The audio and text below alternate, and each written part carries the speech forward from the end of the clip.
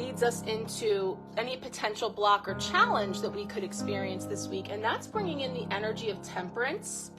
And so you'll see this is a very watery card. So in this deck, the horns are the cups, and he's holding 2 horns in his hand, and there's an exchange going back and forth. It's like the Pisces energy. It's like this ebb and flow, and the potential block or challenge being holding center, you know, being able to toe that middle line.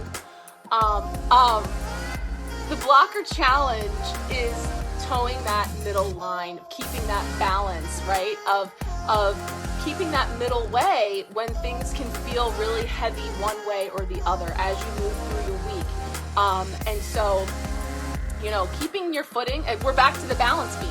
Keeping your footing, keeping your balance can be tough when things are pulling you in one direction or the other, whether it's work or family or other commitments, or, you know, not having the time or energy that you're needing in order to do things, whatever, however it's showing up for you, it's going to be potentially a challenge. And with all of that water exchanging hands and going back and forth, remember the message being, you know, whatever path it takes, we're traveling in the same waters. It's just a matter of, again, bringing in our tools, bringing in those things that we're utilizing in order to keep our footing as balanced as possible, knowing that there's going to be times where it's going to weigh more heavily one way or the other, and then just allow ourselves to sort of recalibrate and come back to center.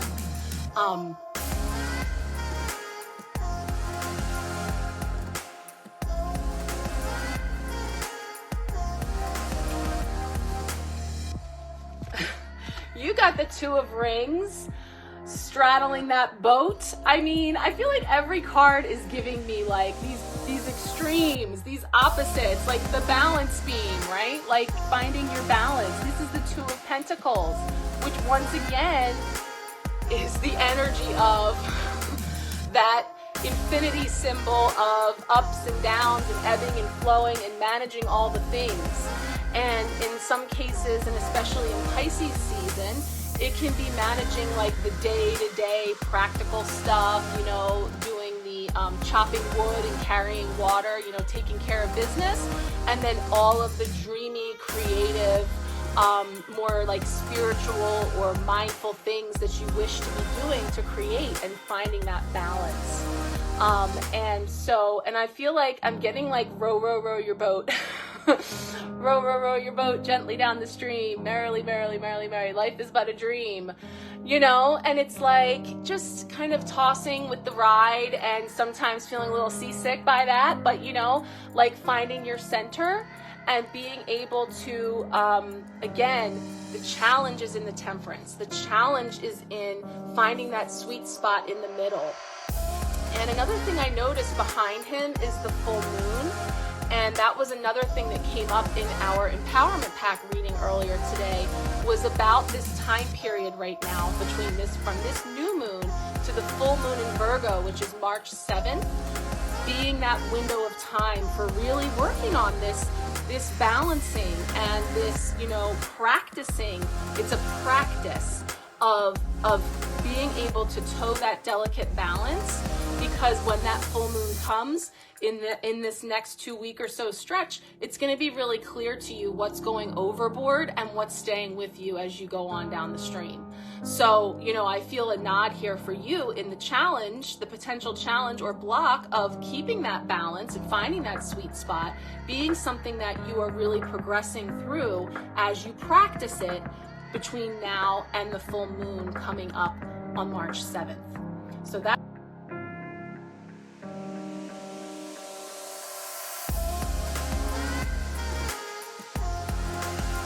So now we have the 4 of Horns, the 4 of Cups. We can't get away from these cups. And I know it's deep, isn't it, Colleen? I feel that. So the 4 of Cups is that card of feeling a little bit blah, feeling a little bit disenchanted, not really enthused with the cups that we have in front of us. These old cups, and so in that feeling of just feeling the heaviness or just feeling the blah, it can kind of keep us in a position where we might not see that there is another cup here, and one that is upright and perhaps already filled with blessings or ready to be filled, or could be speaking to how these things can show up in order to move us into the new, you know, because, and it's like, I've been saying this about myself, because I was sharing in the beginning about, you know, it's been heavy and I've sort of been feeling that, and I know that like when I get that way and it's kind of like sustained for a couple of days, that it's like rock bottom, but not rock bottom, but it's like enough already. Like I get to this point where then I'm just like, okay, what do I need to do? Like, because this can't go on, you know? So there's this Four of Cups energy of sort of being aware of the fallen cups there, the ones that aren't making it anymore, that aren't working, and therefore that heavy feeling being the thing that kind of gets us to say, all right, you know, there has to be something else here that I can sort of flip the script or shift the energy in order to bring in something new.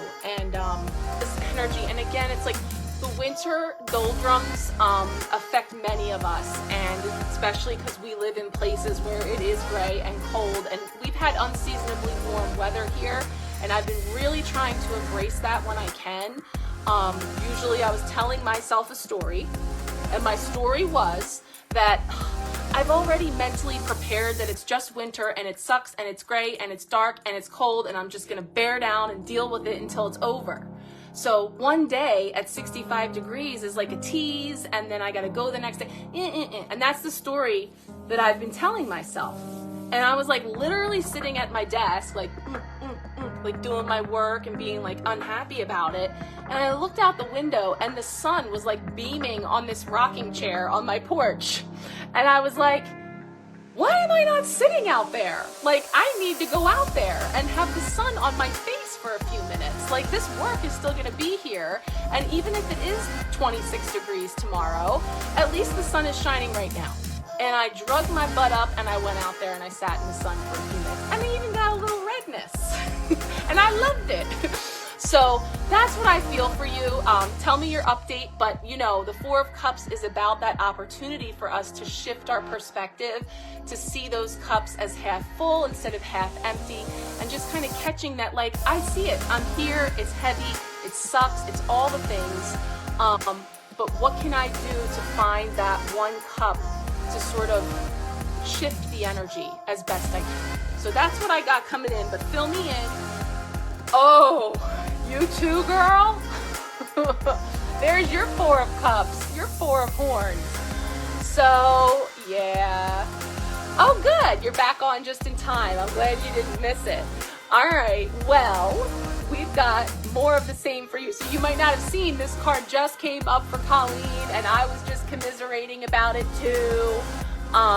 And so one of the things I was seeing in this card here is in the distance, the house or the log cabin, I think there's even a person way out there, but there's this energy of, you know, the connection from the house and leaving the house and stepping out of the house, and sort of switching things up a little bit to change things up, because there can be like the heaviness of the doldrum of whatever it is, the routine, the responsibilities. Try to weave into our life as much as we can, when we can, is just a little time for us to take for ourselves, to create some space away from the home base, from all the other cups that will still be there. They will be there when you get back, those cups. I promise you. So it feels like a little change out of the everyday whenever you can. And even if that feels especially challenging right now or difficult, the juice isn't worth the squeeze, but go ahead and focus on those things that you want to call in. This is a perfect time too, because it's all about manifesting. It's all about setting your intentions and allowing those ways and means to come forward to make that a reality for you. And the thing is, it might not always be exactly the way that we plan or we think, but recognize that there is something coming in and offering an ability for you to make that happen, that you might be missing when you're really caught up in the things that aren't going to work, or are the challenges or the difficulties in making something happen. That there is a possibility glimmering just right outside of your peripheral vision that you can shake things up and take a look and go ahead and bring that in to help you to manifest that for you.